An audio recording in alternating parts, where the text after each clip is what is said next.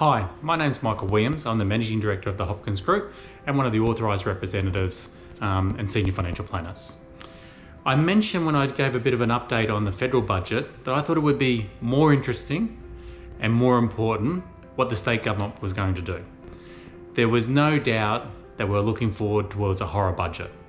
We'd all known that Victoria, been locked down more than any other state in Australia, maybe nearly more than anyone else in the world, we would be in a little bit of trouble with the debt that we racked up and the fact that we needed to rebuild and repay this COVID debt that we took on during these lockdown processes.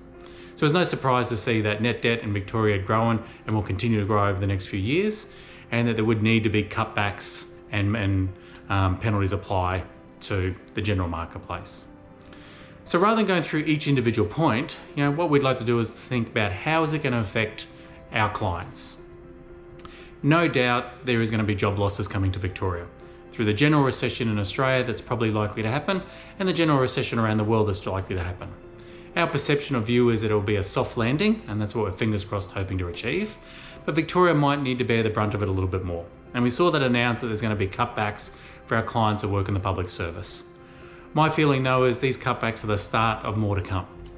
This budget, whilst it's going to tackle some of the debt that we've taken on, by no means is reducing debt. So I think that the Victorian government over the next couple of budgets is going to have to cut back further, and public service is going to be part of that. So unfortunately our clients working in the public service, if you get a redundancy, if you get made, let go, come in and see us. We'll see how we can help you out and work you through the current issues you face. The other large part of our market is property investors. And there's no doubt that the current property market in Melbourne is an unusual space.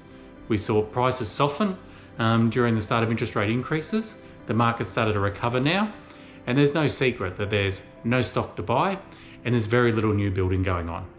There's very little new building going on because building costs have gone up to an extraordinary level. Builders are going broke, and the fear of, will they be around to build my property is certainly relevant, and investors have left the market. The other side of the cliff though is that rents are going up at an extraordinary level. Mass migration is happening. And with builders going broke, we need to restart the building industry. So I felt it a little bit disappointing in this budget that there wasn't a focus around how can we help out the building market? How can we help out the rental crisis? So we have real concerns that some of the measures implemented aren't going to help that. Increases in land tax on commercial sites, on residential sites from a developer perspective, will be passed through to the end purchaser. Increases in land tax across the board for investors will result in higher rents over the longer term. So we don't think there's anything in the budget that's going to help the property market appease the current rental crisis or provide future supply that we're going to need to help keep prices under control. From a business perspective, small business was probably lucky to escape with payroll tax increases, but they will get hit with work cover increases. For medium to larger businesses, there's certainly increases in payroll tax. Our fear is what that means is a large business needs to decide whether they're employing someone in Victoria, where the taxes are potentially higher than employing someone in Brisbane or Perth. So we think in the short term, this could dictate, again, redundancies, it could dictate employment opportunities in Victoria, and we see it as a little bit short-sighted. So we think there's still more pain to come in Victoria. We've still got a long base to rebuild. We're still strong economically. We're still a great place to live. We still see the light at the end of the tunnel with recovering markets, and we still see it as a great opportunity to be in.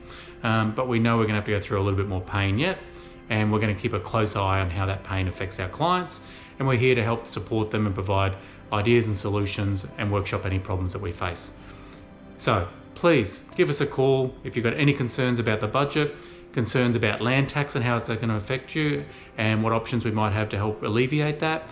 And please give us a call if your circumstances change and you need advice on how we can help you navigate those changing circumstances. Thank you.